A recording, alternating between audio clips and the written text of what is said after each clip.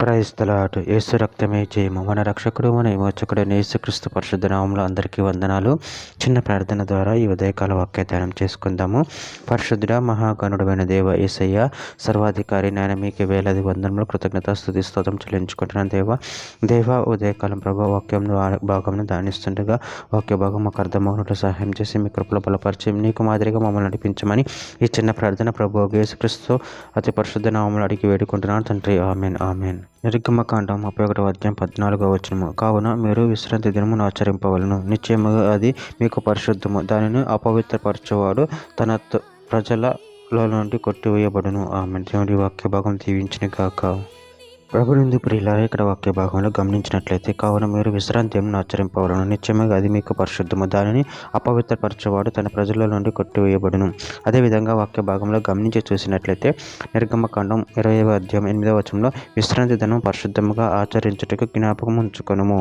నెహెమ్యా గ్రంథం 9వ అధ్యాయం 14వ వచనంలో, వారికి నీ పరిశుద్ధమైన విశ్రాంతి దినమును ఆచరింపనాజ్ఞ ఇచ్చి నీ దాసుడైన మోషే ద్వారా ఆజ్ఞలను కట్టడను ధర్మశాస్త్రమును వారికి నియమించితివి.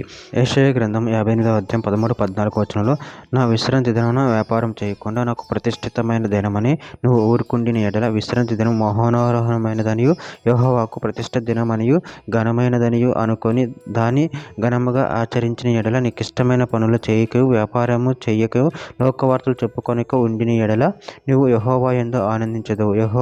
దేశము యొక్క ఉన్నత స్థలముల మీద నేను నిన్నెక్కించెదను. నీ తండ్రి అయిన యాకోబు స్వాస్థ్యమును నీ అనుభవంలో ఉంచెదను. యెహోవా సెలవిచ్చిన వాక్కు ఇదే. ఎజెకియలు గ్రంథం 20వ అధ్యాయం 12వ వచనం, మరియు యెహోవానగు నేను వారిని పవిత్రపరచువాడినని వారు తెలుసుకొనున్నట్లు నాకును వారికి మధ్య విశ్రాంతి దినములను వారికి సూచనగా నేను నియమించితిని. యెషయా గ్రంథం 56వ అధ్యాయం 2వ వచనంలో, నేను నియమించిన విశ్రాంతి దినమును అపవిత్రపరచకుండా దానిని అనుసరించుచు ఏ కీడు చేయకుండా తన చేతిని బిగపట్టువాడు ధన్యుడు. ఆ ప్రకారం చేసి దాన్ని రూఢిగా గైకొను నరుడు ధన్యుడు. చివరిగా ఒక మాట, యెషయా గ్రంథం 56వ అధ్యాయం 6వ వచనం, విశ్రాంతి దినమును అపవిత్రపరచకుండా ఆచరించుచు నా నిబంధనను ఆధారం చేసుకొనుచు యెహోవా దాసులై యెహోవా నామమును ప్రేమించుచు ఆయనకు పరిచర్య చేయవలని ఆయన పక్షమున చేరు అన్యులను నా పరిశుద్ధ పర్వతమును తోడుకొని వచ్చేదను. ఆమె. దేవుడి వాక్య భాగం దీవించిన కాక చిన్న ప్రార్థన చేసుకుందాము.